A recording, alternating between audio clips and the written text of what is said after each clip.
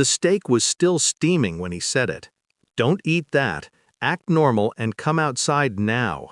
His tone wasn't alarmed. It was surgical, precise, like he'd seen something he couldn't unsee. I remember the smell first. Metallic, almost bitter, hiding beneath the garlic butter. My wife smiled from across the table, the candlelight trembling in her eyes. 10 years married, and she'd finally made my favorite meal. I excused myself, followed him out to the driveway. He looked at me like a man standing beside a crime scene. "Something's in it," he whispered. "A compound.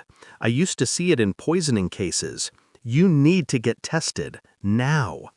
Behind us, through the window, my wife poured wine, still smiling.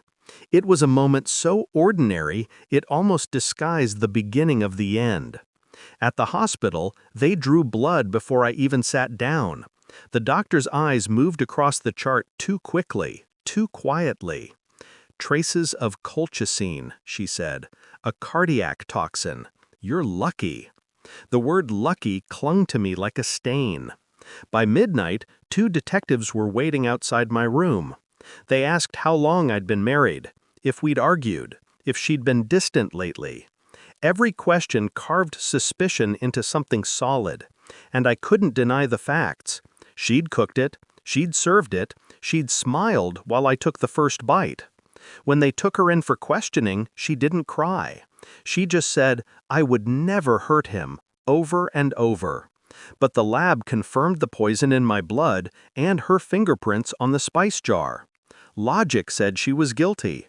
But somewhere beneath the calm, a small voice whispered, "Too neat, too fast, too clean." The house felt colder when I returned. Everything was still. Her perfume on the pillow, 2 glasses half full of wine, the candle wax hardened mid-drip. It didn't look like a crime scene. It looked like a pause.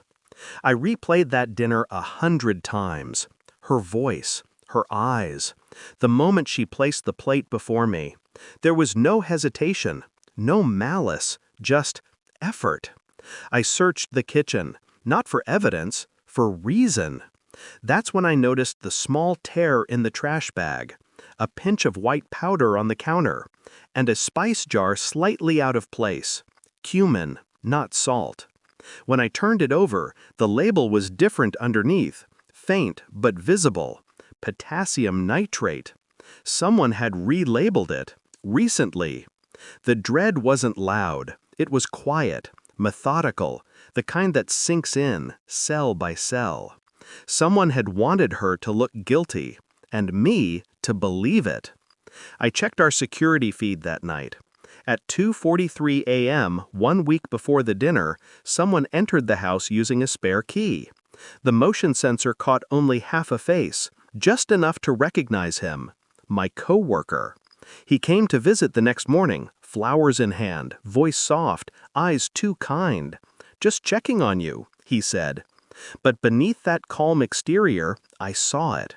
The same stillness I'd seen in the hospital corridor when he told me not to eat. The stillness of control. I let him talk about fate, about gratitude, about how easily trust can kill a man.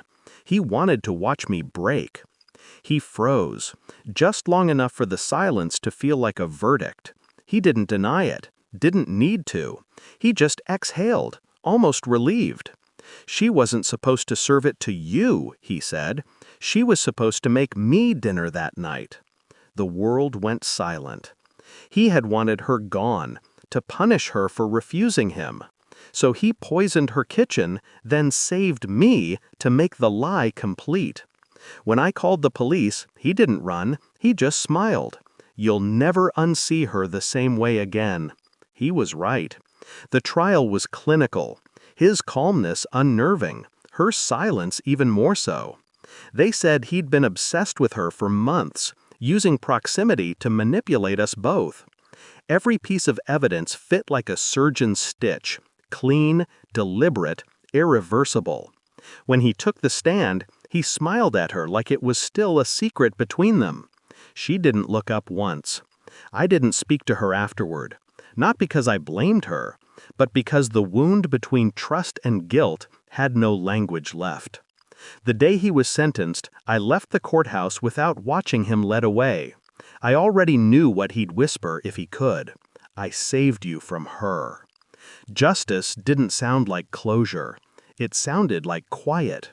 She moved away after that. A new city, new name. I never asked where.